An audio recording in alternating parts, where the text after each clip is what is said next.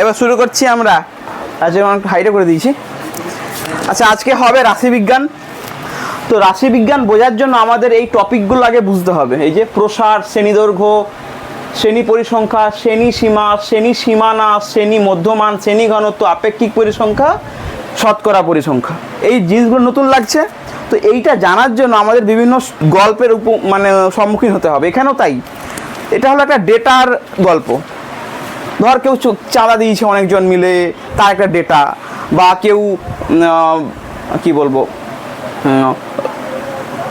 মাসের মাইনে, ধর একটা পুরো একটা কোম্পানির অনেকজন স্টাফ আছে, তাদের প্রত্যেকের মাসের মাইনে দিয়ে একটা হিসেব, এরকম একটা হতে পারে। তো আমরা একটা গল্প ক্রিয়েট করি এখানে, বইয়ে আছে, কিন্তু বইয়ের একটু আমি মনে হয় একটু হ্যাপাজারলি দেওয়া আছে। আমরা একটু সিস্টেমেটিকলি ভালো করে দেখি, সিম্পলভাবে বুঝবো, প্রতিটা জিনিস বুঝতে হবে।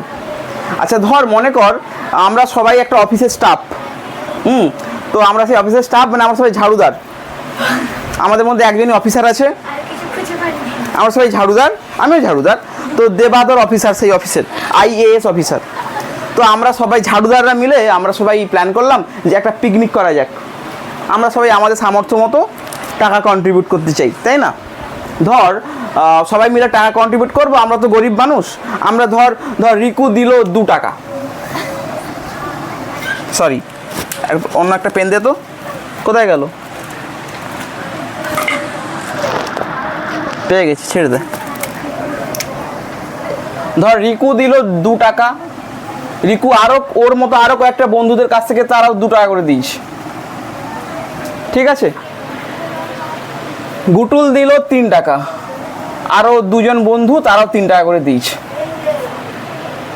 রোহিত দিল, সোহম দিল 4 টাকা, ও আর একটা বন্ধুর থেকে 4 টাকাও নিয়েছে। ও দিল 6 টাকা, মানে পুষ্পিতা বাকি কয়েকজন বন্ধু ছিল, তারাও ঝাড়ুদার, তারাও 6 টাকা করে দিয়েছে, অনেকজন 6 দিয়েছে। এইবার ধর চন্দ্রানী বলছে না আমি এত পারবো না, আমি 5 টাকা দেবো। চন্দ্রানী 5 টাকা দিয়েছে। ওদের দেখা দেখি ওর বন্ধুরাও 5 টাকা করে দিয়েছে, 2জন বন্ধু ওর, তার সাথে একজনের সাথে আবার ঝগড়া। আচ্ছা, এবার দোয়েল কোয়েল বলছে ঠিক আছে, কোনো প্রবলেম নেই, আমার 9 টাকা দিতে অসুবিধা নেই। কোয়েল 9 টাকা দিয়ে দিল, এবং ও যেহেতু 9 টাকা দিয়েছে, ওর দেখা দেখি ওর বন্ধুরাও কয়েকজন 9 টাকা দিয়েছে, ঠিক আছে? এবার আমি হলাম হেড ঝাড়ুদার, আমার ঝাড়ুটা বড় একটু।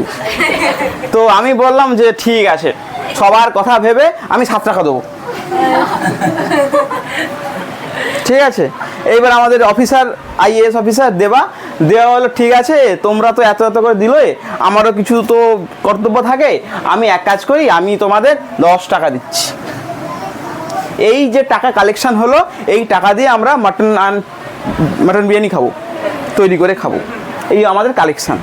তো এই যে এতগুলো ডেটা আমাকে সাজাতে হবে ভালো করে, ঠিক আছে? আমি ইচ্ছে করে ব্যাপারটাকে একটু সিস্টেমেটিকলি লিখলাম। দেখ 2 কটা দেখতে পাচ্ছি আমরা, বইতে কিন্তু এরকম সিম্পলভাবে দেওয়া থাকবে না, হ্যাপাজারলি দেওয়া থাকবে। 2 3 5 4 6 10 9 2 3 6 5 হ্যাপাজারলি দেওয়া থাকবে। তো খুঁজে দেখতে হবে কোথায় কোনটা, কটা 2 আছে, কটা 3 আছে, ঠিক আছে? তো এই ব্যাপারটা আমাকে সিম্পল করার জন্য আমি এইরকম করেছি। এইবার আমাকে এখান থেকে একটা পরিসংখ্যান ছক তৈরি করতে হবে। সিম্পলভাবে আমরা যে ছকটা তৈরি করব সেটা এই রকম।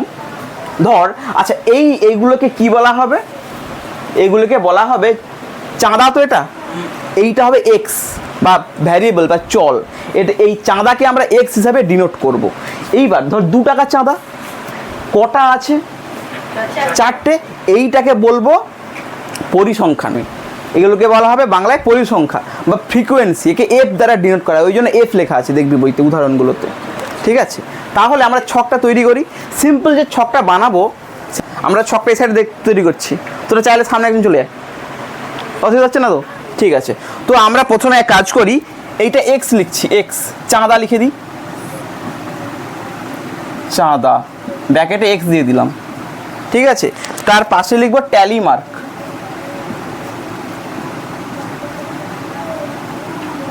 ট্যালি মার্ক কিছু একটা ঢং ছাড়া কিচ্ছু নয়। এরপরে পরিসংখ্যা,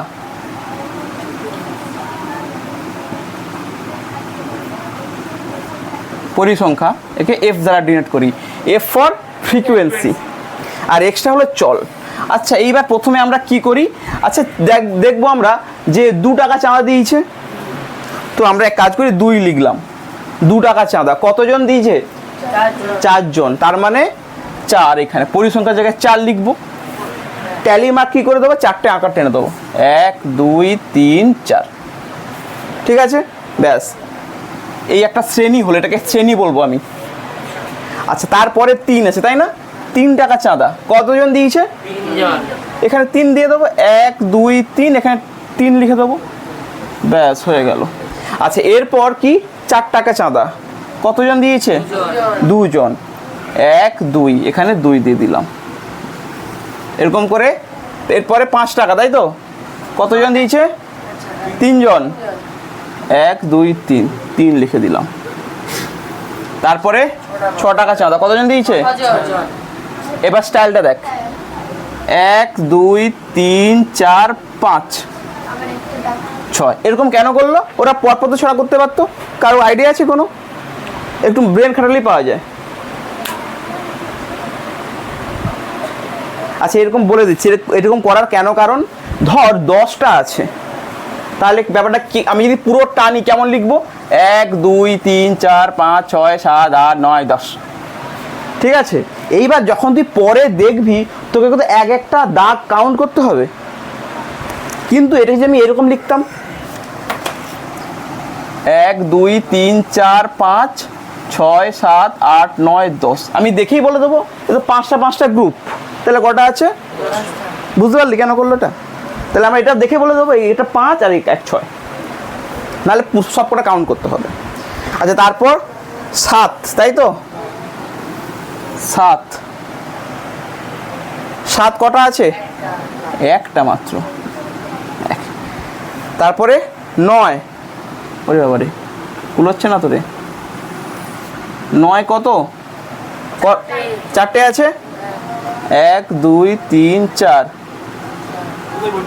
আচ্ছা এটা করা হয়নি, 6, তাই তো?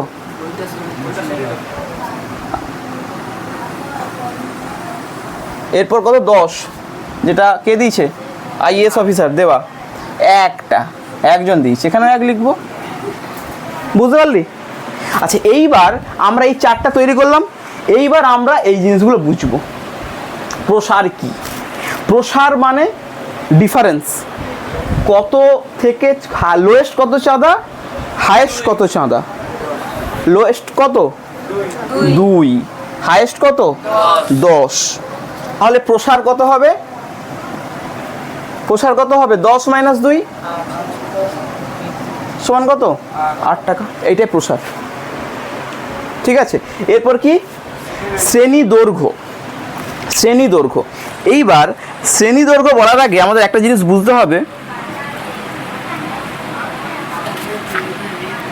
শ্রেণী দৈর্ঘ্য এখন আসেনি, হ্যাঁ কেটে দিয়েছি।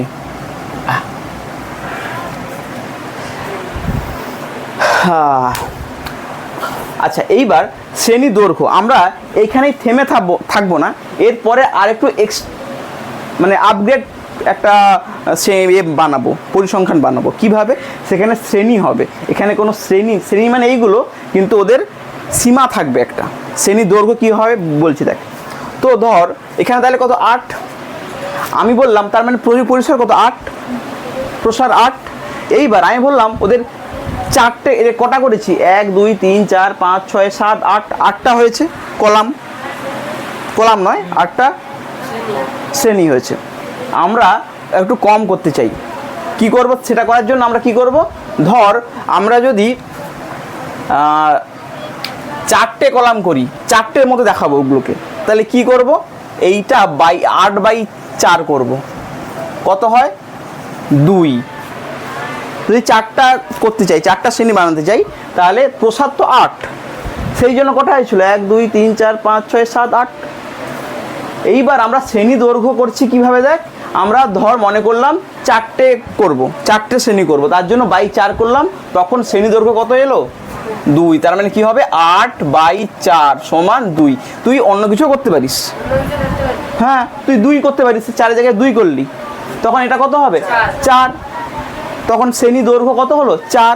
এইবার সেটা ইমপ্লিমেন্ট কি করে করব শ্রেণী দৈর্ঘ্যের গল্পটা, এইবার দেখ। এইবার এটা কি করে ইমপ্লিমেন্ট করব, 2 আছে তো, শ্রেণীটা কীভাবে বানাবো দেখ। 2 আছে, আমি এখানে করছি ওটা, 2 আছে, 2 থেকে 4 হবে একটা শ্রেণী। কেন, শ্রেণী দৈর্ঘ্য 2, এই যে 2 থেকে 4। তারপরে আবার কি হবে, 4 থেকে 6, তাই না, সব 2 করে গেছে। আবার তারপরে কি হবে, 6 থেকে 8, তারপর 8 থেকে 10। আর গিয়ে লাভ নেই, দেখ 4টে পেয়ে গেলাম, দেখ 4টে, 1 2 3 4 পেলাম 4টে, এই যে। হ্যাঁ হ্যাঁ হ্যাঁ, তোদের ওপর আমি 4টে দেখাচ্ছি, তোদের পছন্দ হয় না, তোরা বললে হয়তো আমি 5টা করতে চাই, সেই মতো করে তোকে এইটা ভাগ করতে হবে।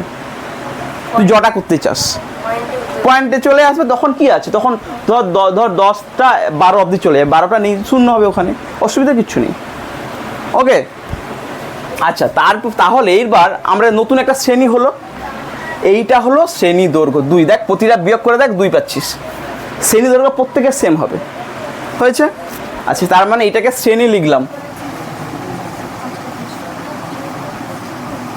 এইটা শ্রেণী হলো। আচ্ছা, তারপর দেখ শ্রেণী পরিসংখ্যা, এইটা একটা ভালো একটা বিষয় আছে ব্যাপারটা বোঝার।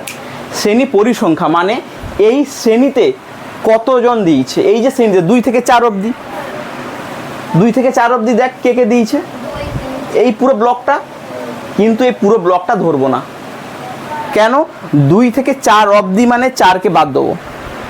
কেন বলতো, এখানেও 4 আছে, এখানেও 4 আছে, তো আমি 2 জায়গায় স্থান দেবো দুজনকেই, তা তো নয় নিশ্চয়ই। যে 4 তাকে এখানেও কাউন্ট করবো, এখানেও কাউন্ট করবো, তা তো হয় না, সেটা করবো না। আমরা কি করব, 2 থেকে 4 মানে 3 অবধি মনে করব, 3 অবধি ধরবো, কাউন্ট করব। তাহলে দেখ কটা আছে, 1 2 3 4 5 6 7, তার মানে এর পরিসংখ্যা কত, 7। এটা পরিসংখ্যা লিখে দিয়ে, শ্রেণী পরিসংখ্যা। আচ্ছা, এরপর 4 থেকে 6, তার মানে আমরা 4কে কাউন্ট করব, আর কাকে কাউন্ট করব, 5। 4 আর 5কে নেবো, এটাকে নেবো না।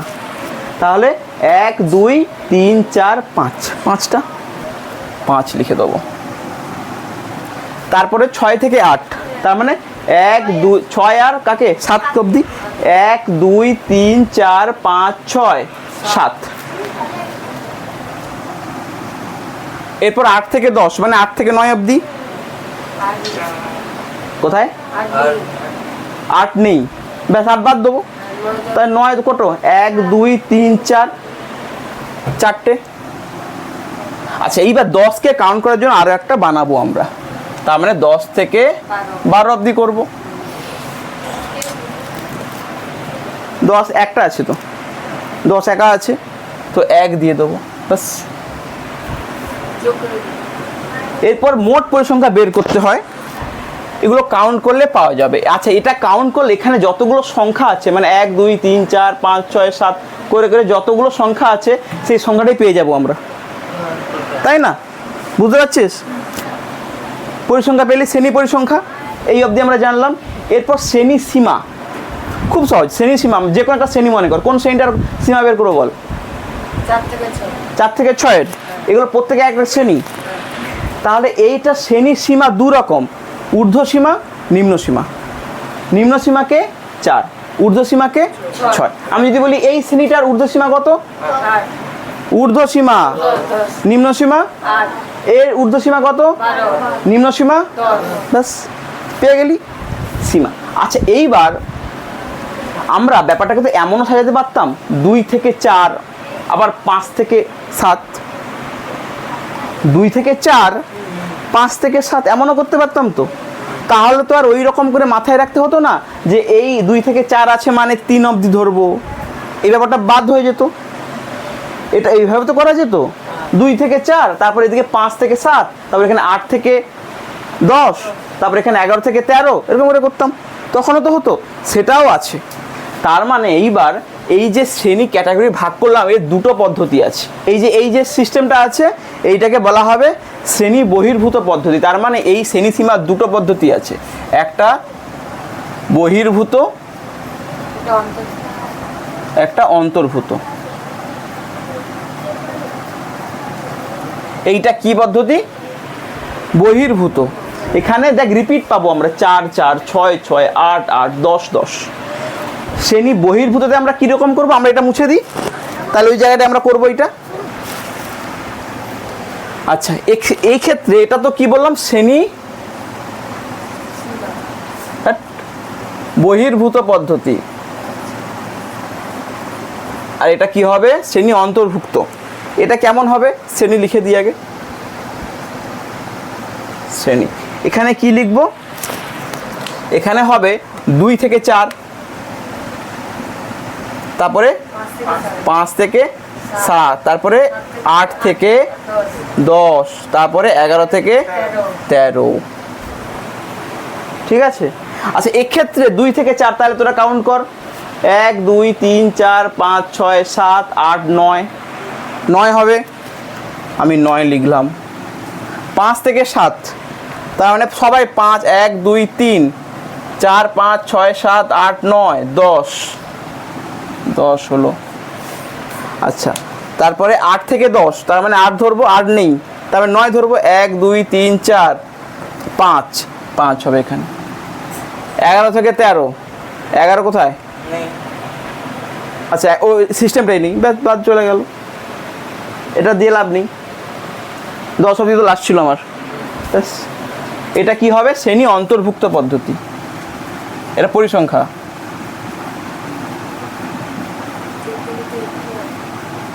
সেম হবে।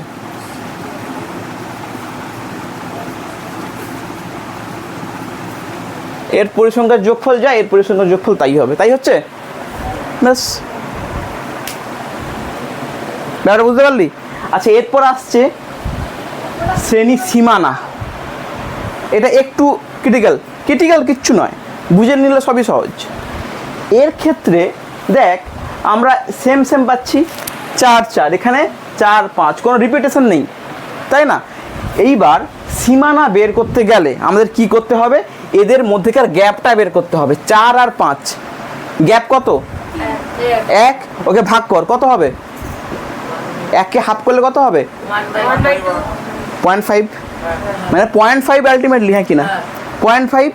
এইবার সীমানা বের করার জন্য, এটা ছোট তো এটা বড় তো, এই 0.5টা দিয়ে একে বিয়োগ করব, মানে ছোটকে আরও ছোট বানাবো, আর যেটা বড় তাকে আরও বড় বানাবো, তার মানে ওর সাথে 0.5 যোগ হবে। ব্যাপার হতে বুঝতে পারলি? সামনে যে আছে, যে ছোট, তার সাথে 0.5 বিয়োগ করব, এদিকে যে আছে মানে যে বড়, তার সাথে 0.5 যোগ করব, তাহলেই আমরা শ্রেণী সীমানা পেয়ে যাব। হ্যাঁ, তাহলে বল এর সাথে 0.5 বিয়োগ করলে কত হবে?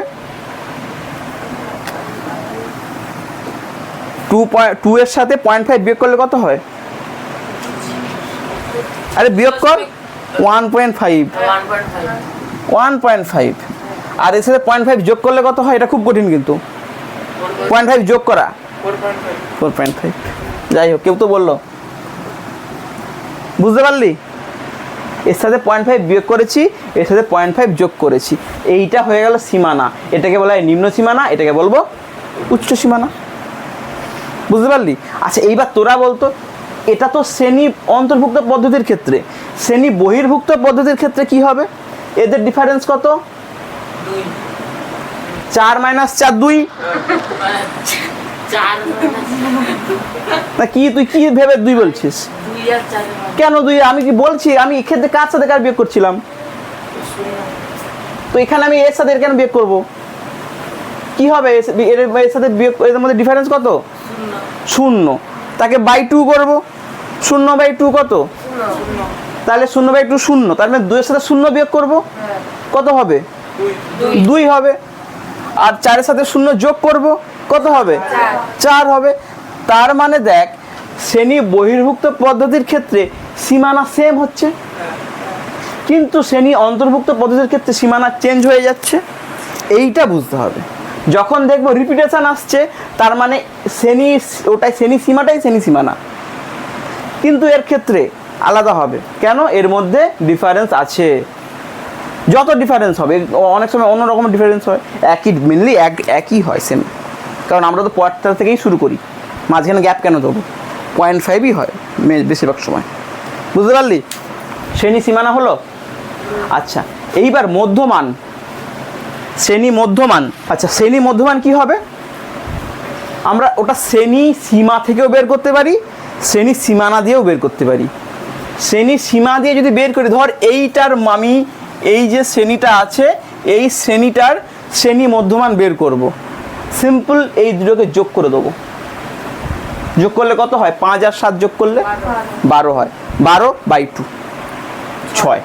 তার মানে এর এইটার শ্রেণী মধ্যমান 6। আচ্ছা, এইটার করি আমরা, কত হবে যোগ করলে? 2 করলে কত হয়?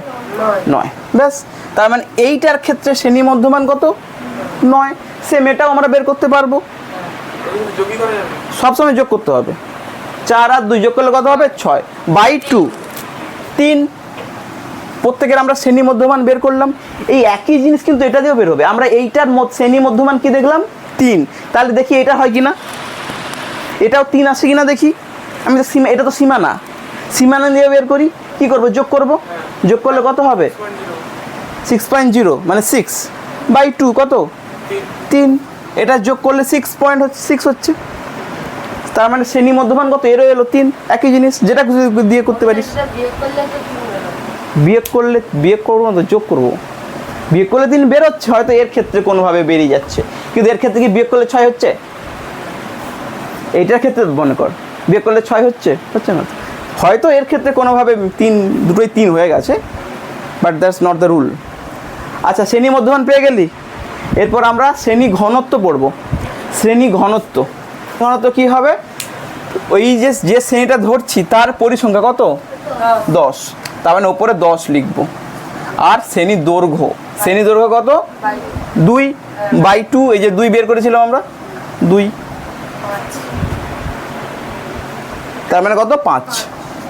শ্রেণী ঘনত্ব 5। এবার আপেক্ষিক পরিসংখ্যা, এগুলো একটু এই লাস্ট 3টে একটু মুখস্থ রাখতে হবে, ঠিক আছে? আপেক্ষিক পরিসংখ্যা কি? তাহলে আপেক্ষিক পরিসংখ্যা কত হবে? আপেক্ষিক পরিসংখ্যা কি করে বের করি সেটাকে বুঝতে হবে। ওপরে ধর এটারই বের করছি, ওপরে সেম 10টাই থাকবে, ঠিক আছে? নিচে টোটাল পরিসংখ্যা মানে এদের যোগফলটা কত? 19 5 কত? 24, তাই তো? 24 10/24 যা হয় ওটাই বিয়োগ এই যে পরিসংখ্যা। এখানেও 10 দিয়েছিলাম, দেখ পরিসংখ্যা তো দেখ হ্যাঁ হ্যাঁ, আমি ওইটারই বের করছি।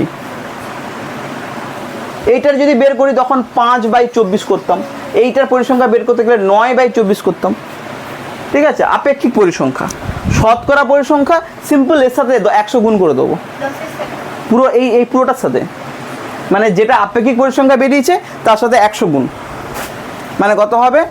10/24 × 100। এটা ভ্যালু যা হবে সেটাই পয়েন্টে আসবে অবশ্যই। এই হলো গল্প।